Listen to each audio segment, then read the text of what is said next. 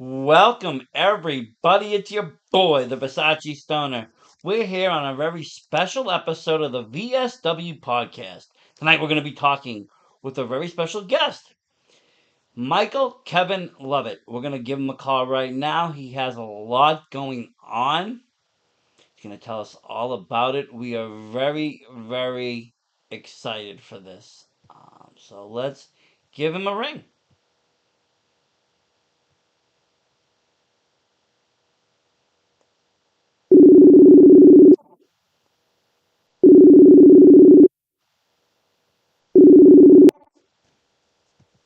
Good evening.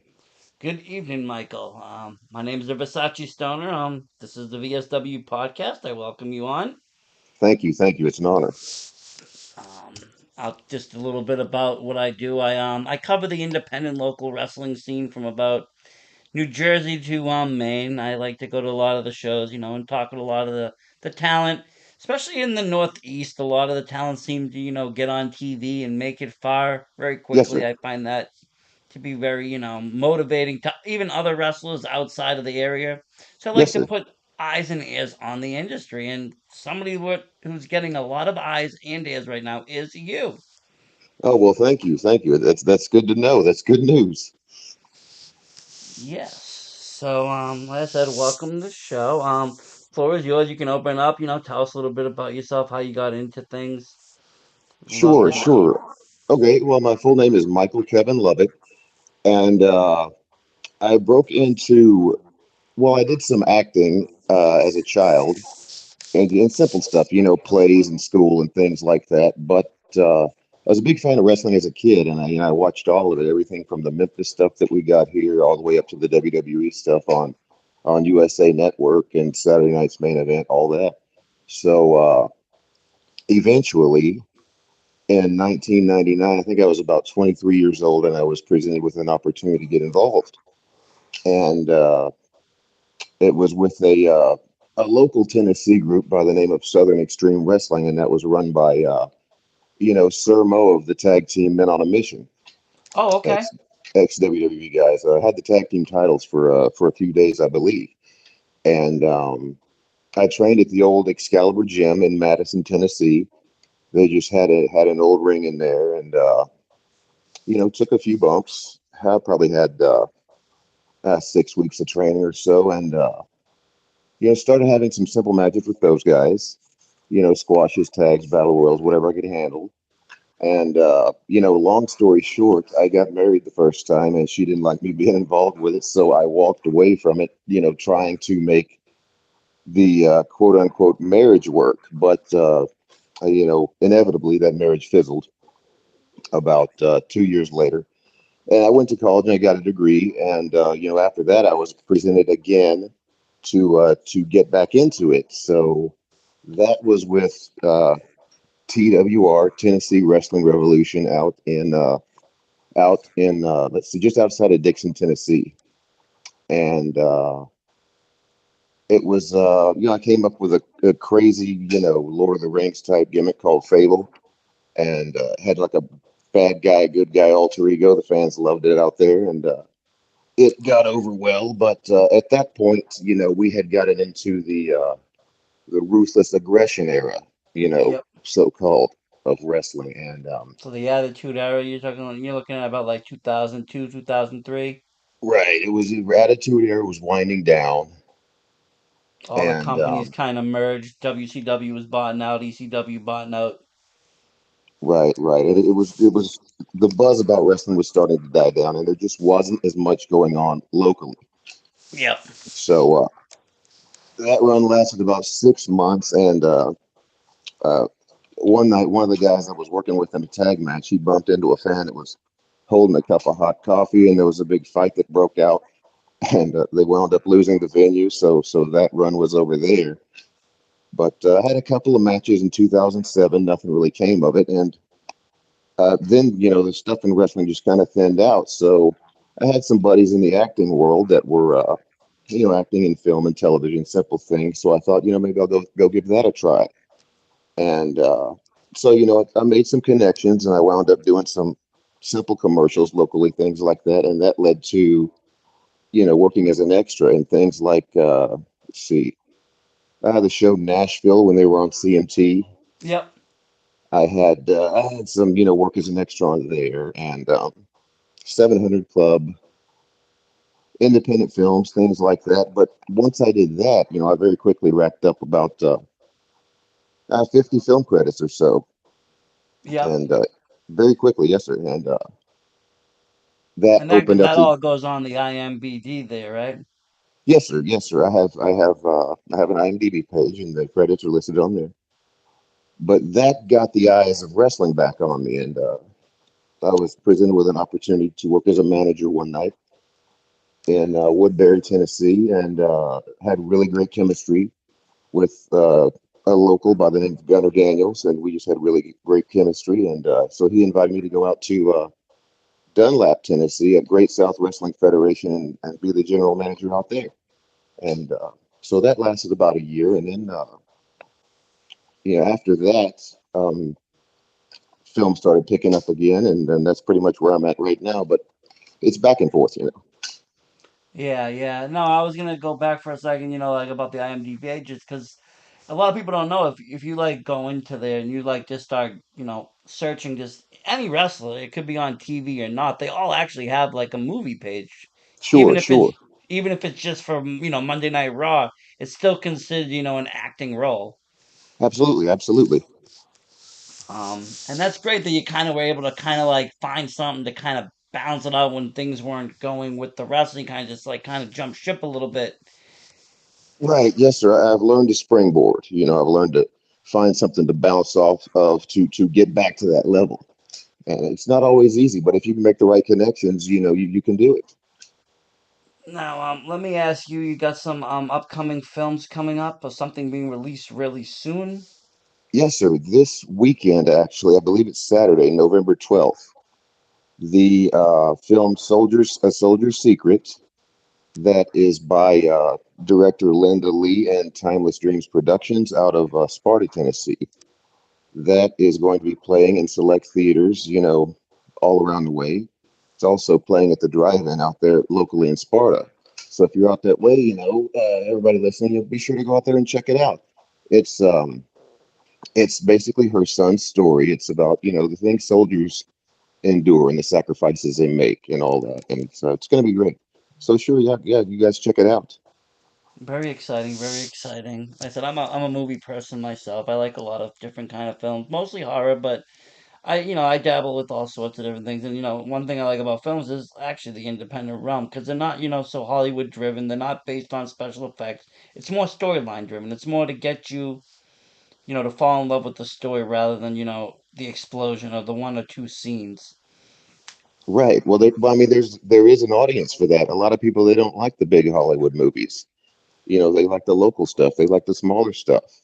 It's And just like that's kind them. of like how I got into the wrestling, just because like Right. that era ended for me. When I started watching wrestling, it was 1985. Wrestling was big. It was really big. Hulk Hogan, Andre the Giant, larger than life characters, and a world that where things were just grandiose. But like you said, as the generations went past, and that 2000 era, a lot of fans fell off of it. A lot of fans started, to watch all there was alternatives. They started not really caring so much about it. Kayfabe was all basically gone. Right. Right. A lot of the magic and the mystique of it all kind of just went away. But on the local scene, everything was still like it was back in 1980. Right. Right. It did still maintain a classic flavor on the local scene. Of course, I mean, here in Tennessee, that was the CWA and that was the USWA, and once they kind of closed up shop, that classic feel kind of went away. But you still do get a little bit of that in Tennessee, locally. The classic Yeah, stuff. The fans still have that classic feel. They're all like they really get mad at you if you're working heel. yeah, yeah, definitely. I mean, we up here in the Northeast, we got some good workers that can draw some really good heat. I've seen some fans really lose their mind. Um, Right. and kind of just really just be like, you know what's going on, but like you're like, do they really know what's going on? And it's You, it's you really kind of wonder interesting. you wonder if news has made it to that small town, about what's going on because they're still so passionate about it. It's really an experience. It is, and it's great to kind of see people still with that because it is. It's kind of like that kind of like Santa Claus experience and all that. This Right. magic of a kid, because that's Yes, when sir. most people Absolutely. I think got into wrestling. At least in my generation, is growing up. Watching Macho Man, Hulk Hogan, Ultimate Warrior, Bret Hart. Right. Totally. Same here. Same here. I started watching during the buzz that was going on from the first WrestleMania. We got cable TV right at that time, and there Yeah, was Mr. T. He was really big on the A team. He's popular with the guys, the kids in school. And then there's Hogan, and he's like three times T's size. So yeah, that's what turned me on to it too. yeah, and that was the thing. They kept WWE did a very good job at the time of bringing in pop culture icons that would just draw in fans from whatever. They didn't even Right, have to like wrestling. They would just start watching it because they would bringing in these people. right. Well, I think they were smart enough to know that at that time, at least, it was a limited audience as far as wrestling went. It was regional. Yep. And I think they were smart enough to know that, so they branched out to draw some eyes for some other avenues, and it snowballed. And I mean, it's still being done today, and it's still being successfully done. So Yes, I sir. mean, they've kind of been a trendsetter in that. Now let me ask you. You kind of you were saying you kind of transitioned back and forth from the acting world to the wrestling world. As the opportunities come and go. Do you find that transition kind of hard? Do you find yourself kind of like stuck in your movie roles or stuck in your wrestling role, or how does that like mentally work? Well, I've been fortunate to that a lot of the casting I've had in film has matched my wrestling gimmick, so Okay. it kind of transcends back and forth. Now, not every role, but I mean, I play a lot of bad guys, and that transfers over from wrestling well. Uh, I do a lot of comedy, so there's comedy in wrestling too, so that transcends over. But I mean, I will admit the feel good stuff. I don't know, it's the lifetime stuff like that is a little bit difficult. The emotional scenes, that kind of stuff. Trying to summon tears. Sometimes I might have to rub something in my eyes. Get them burning so that they'll water. Yeah, because I mean, like So even in wrestling, it's kind of hard to drum up that kind of emotion right. I to mean, you get. you can do the anger stuff. That's pretty easy to just raise your voice and sell it in the face. You can sell fear pretty easy, but that emotion that's probably for me that's the hardest one to summon up. Yeah, and like I always wonder, even on like TV, you see, a wrestler come out and they'll be like kind of talking to the crowd, and then they'll start, they'll get really emotional, and you wonder if did they really like that, or are they able to act that out, and it's kind of a good skill if you can do it, I guess. Right. No, I think sometimes in wrestling the emotion does come out just going through the motions. I think I've seen it a few times. I think during that I think it was WrestleMania 6. The Warrior beats Hogan, and then Hogan hands the belt over to him, and you embrace, and you can see a little bit of emotion in the Warrior's face there, Yeah, like legitimately. So yeah, I think it does get real at times. it does. Yeah, you know. Let me see. I got a few other questions for you. So you got your acting. You got like you said, the movies coming out. You probably will get some more roles as you look. You have an agent that I take it scouts for you. I do. My agent is he's a great guy, Sean Mullen, over Yep. at TNT Pro Wrestling Booking Agency LLC. If you're ever looking for an agent, give him a shout. So Look him now up on Facebook. will he book you for both wrestling and for movies? Absolutely, So absolutely. that's good. That's great. Yeah, he's a great guy. That's really good because I mean, like you said, when you start getting those credits kind of racked up, people start to look at you and they're like, "Oh, well, this guy's very well into it. He knows what he's doing. It's not his Yes, first time." absolutely, absolutely. And I think even now more so than ever, I think wrestling promotions are looking for people that are good on TV because there's more eyes than ever. Even on the indie scene, a lot of them are trying to get on, or they get on to IWTV, they get on to even their own platform. So everything's got to look and sound professional. It's got to have Right. that feeling. Whereas maybe 20 years ago it didn't matter. These were just shows for to make some money, let the guys work. Now it's kind of like It's productions, it's mini productions. Absolutely, absolutely. It is a big time production now, and it sort of has to be that way to match everybody else's production values. At least on television on a national level. I mean, back in the day, TBS had that was their flavor, that was their shtick, so to speak. To have those dim lights and the small venue, and the Yep. like Memphis had the duct tape on the turnbuckles, but that was their that was their audience, and it worked back then. But once I guess it was probably the uprising of cable TV that forced everybody to go national, and and the guys that couldn't compete with that, they kind of fell to the wayside. But back then it worked, but now you're right that the production level just has to be so good that if you're not there, it seems to just fall off. Yeah, networks won't even look at you. People won't watch. The fans will make comments. Even on, like I said, even on, like, I watch a lot of a lot of the companies will produce their videos right to YouTube, and I can tell even some of them, they're not using the best cameras and the best this and that. It's like, it's kind of like, why bother then? Why, if you're not going to do it professionally, why bother?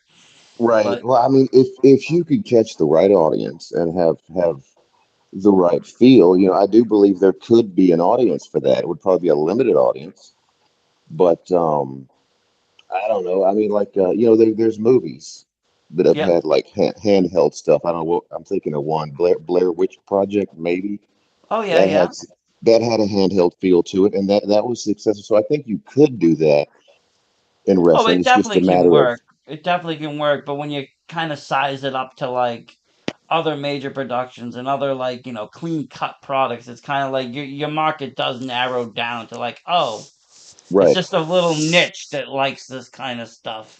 right. I mean, if you could find that niche and getting it to snowball is the thing. Oh yeah, Um, definitely. I mean, if you can find it and open it up and get it to grow, then yeah, you're golden.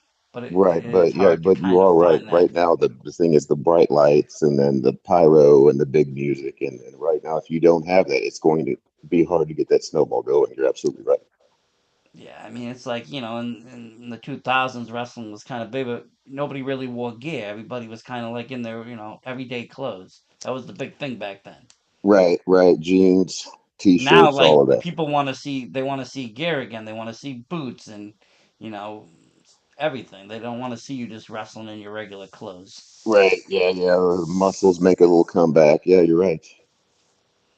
The trends keep kind of going back and forth. And let me ask you, on your wrestling career, is there anything, like, in particular you're just, like, dying to do? Anybody you're dying to face? Any place you're dying to wrestle for?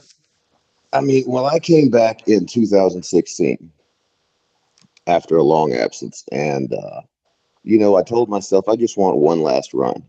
Yeah, that's it. I'll be happy with it if I can just have one last run. And I did that. I played the general manager out in Dunlap, Tennessee, with Great South Wrestling Federation. Got over with the fans out there. I could get a pop from. They were great fans. And but once I had accomplished that, it's like I wanted more. You know, and so things have trickled along, and I'm getting more opportunities, and it just keeps rolling. So as long as I have an opportunity here, then I'm going to take it. It's kind of like winning on, like, a lottery ticket and continuing to play off the winnings. You keep going as long as you kind of can. Right, right. Well, I guess I have to keep an eye out and know when to walk away too. Yeah, I don't want to just kind of fade away. But No, you as want to long as go I out can, with, your name still intact, and you don't want to just go out jobbing the last, 10 matches of your career. It's like, oh, right, right. I mean, I don't do really the in-ring stuff anymore. It's more managing and playing the general manager, and it's kind of what I figured out. using more of the acting skills and more of the physical kind of, bumps Yes, and sir. Yes, grinding. sir. I mean, if the guys want to get rough, I'm cool with that. I can do it. But I mean, it's just, I broke in at 23 years old, and I was just a kid chasing a dream. I didn't care if I broke my neck then or if I got hurt. You just But wanted to do now it. at 46 with, a wife and a kid and a home to pay off, it's just a different, story with the risk. The risk factor. And You get hurt in wrestling, there goes your acting, there goes a lot of things you can't really do. Right. Yes, sir. Totally. You got it. And that risk factor does get there, unfortunately. As you grow older, you get a family of kids. I understand that you can only do so much, but it's great, like you said, that you have this kind of acting to fall back on. And it kind of just keeps kind of slingshotting you back and forth a little bit. Yes, sir. Yes, sir. It's great. It's great to be able to attack the uh, go at the entertainment industry from like a 1-2 punch instead of Yeah. just And going I love that you're kind of in the managerial role because, like, honestly, I feel like managing in wrestling is kind of almost a lost art now. There isn't many left. Like when I grew up, you had everybody. You had the Heenan family, you had Mr. Fuji, you had the Grand Wizard, you had all these guys, and then slowly but surely they all faded away. And if you watch the product now on TV, there's just like one or two. I think Paul is right. the only one. You I, know, you know, I think that's because the verbiage and the talking and the microphone skills got so important yeah, that it just kind of if a guy can't talk, he's just a silent monster. And so that's I think that kind of the importance how probably the Attitude Era was the root of that, because the verbiage was a big part there. But I think that's probably what it was. The importance of the verbiage just phased out the managers. yeah, yeah. I mean, we got a few in the local scene, of course, and like I always like to follow on because it is like I said, growing up, we always had it, and the managers always played an important role in the match. Sneaking the bad guy the weapon, giving him the little thing, however it was. You look Right, out for those absolutely. kinds of things. And on TV, you don't really, like I said, you don't really see it. But you are right. A lot of the wrestlers now have those skills to talk. Where growing up, I don't think a lot of them did. They were just a lot of them were sports. They were athletes. They weren't really actors. Right. And granted too, the audio back then wasn't as good as it is now. The Yeah, it wasn't. So they didn't make an importance of it. It just right, television wasn't as prominent probably. And so it wasn't important, but the technology probably had a lot to do actually with the importance of the verbiage, coming up like it did. yeah. Everybody listening, everybody being able to record, everybody being able to go back and rewatch. Right, Before you said I made a mistake, it was gone. It was erased unless it went to VHS or something. Nobody was right, gonna right. catch it again. Now, somebody can re-watch that 1,000 times. It'll be on Twitter, Instagram, Facebook. Every Right, mistake you immediately. make. They can watch it immediately. Back then you had to wait 6 months for the VHS to get released. Yeah, and by that time they could edit it, scrub it, do whatever they had to do. Right, absolutely. And that was probably to their advantage, in a sense.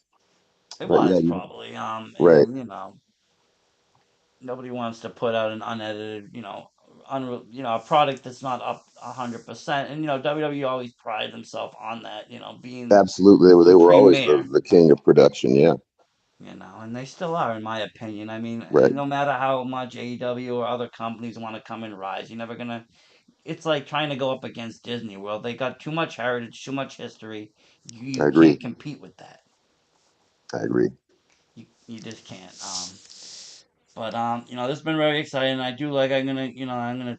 I don't live in the area, so I'm not gonna be able to come watch it locally. But it will probably make its rounds. You would say on like, would you be able to find this movie like on like I don't know Amazon Prime eventually or something? I'm sure eventually it will make its rounds online and DVD and all that. So yeah, just hold loose and it'll be dropping by.